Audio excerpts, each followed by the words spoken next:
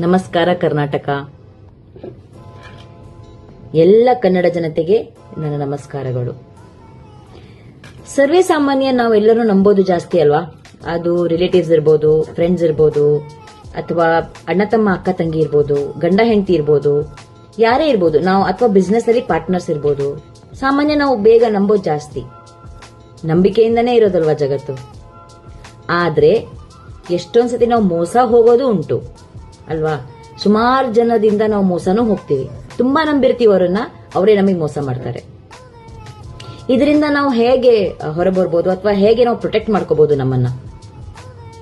ಓಂ ಐಂ ಇಂದಿರಾಯ ನಮಃ ಈ ಮಂತ್ರ ದಿನನಿತ್ಯ 11 ಸತಿ ಅಥವಾ 27 ಸತಿ ಅಥವಾ 108 ಸತಿ ಜಪ ಮಾಡ್ತಾ ಬನ್ನಿ.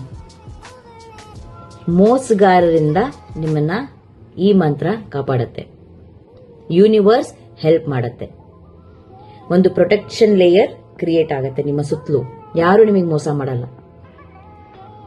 ಈ ವಿಡಿಯೋ ನಿಮಗೆ ಇಷ್ಟ ಆದ್ರೆ ನಮ್ಮನ್ನ ಇನ್ಸ್ಟಾಗ್ರಾಮ್ ಅಲ್ಲಿ ಫಾಲೋ ಮಾಡಿ ಮತ್ತೆ ಈ ವಿಡಿಯೋನ ಸೇವ್ ಮಾಡಿ.